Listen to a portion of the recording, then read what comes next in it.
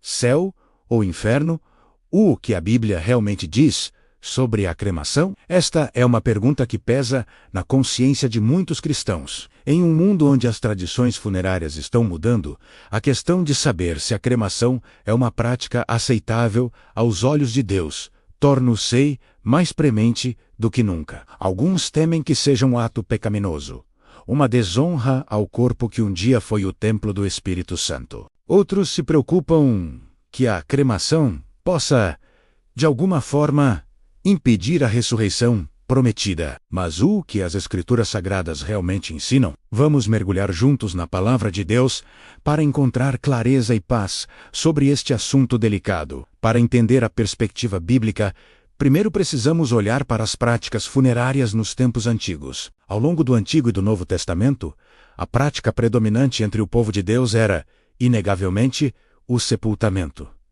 Vemos isso claramente com os patriarcas. Abraão, o pai da fé, comprou um campo com uma caverna, a caverna de Macpela, especificamente para sepultar sua esposa. Sara, mais tarde, o próprio Abraão, assim como Isaque, Rebeca, Lia e Jacó, foram todos sepultados ali. Esses atos demonstram a importância cultural e familiar do sepultamento. O corpo era cuidadosamente preparado e colocado para descansar em um túmulo ou caverna, um ato final de respeito e cuidado.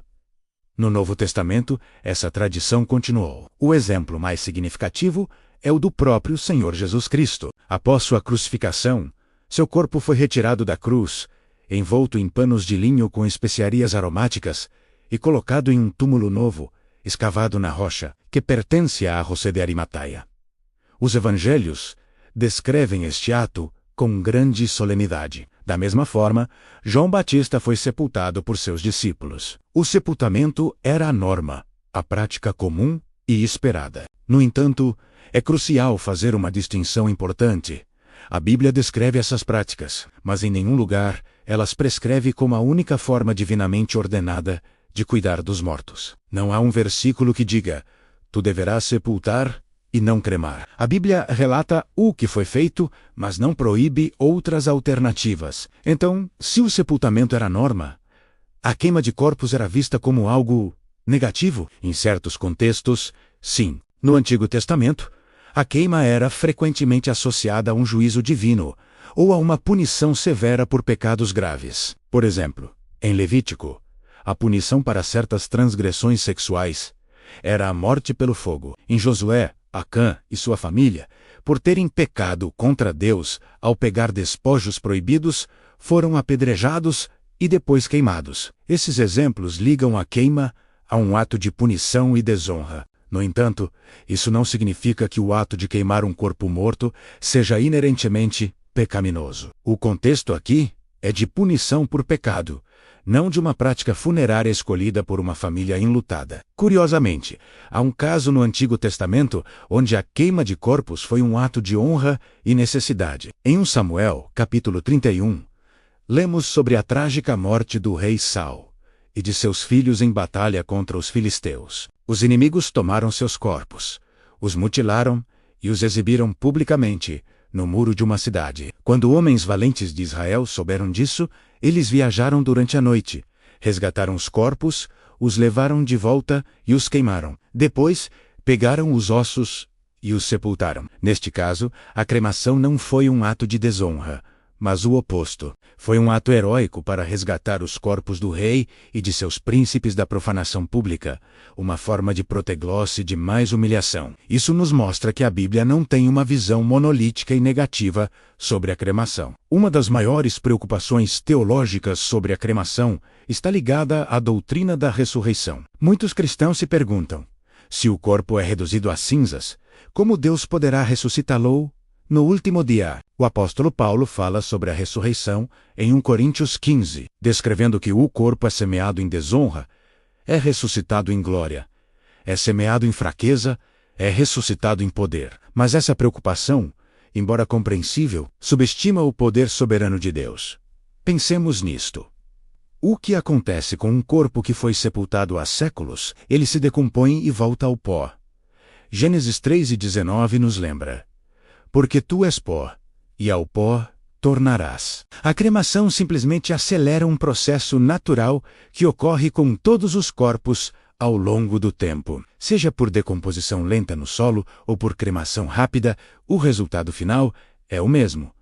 O corpo retorna aos seus elementos básicos. Além disso, e quanto aos mártires cristãos que foram queimados na fogueira, e os crentes que morreram em incêndios, explosões ou naufrágios, cujos corpos nunca foram recuperados, alguém acreditaria seriamente que Deus não pode ressuscitá-los?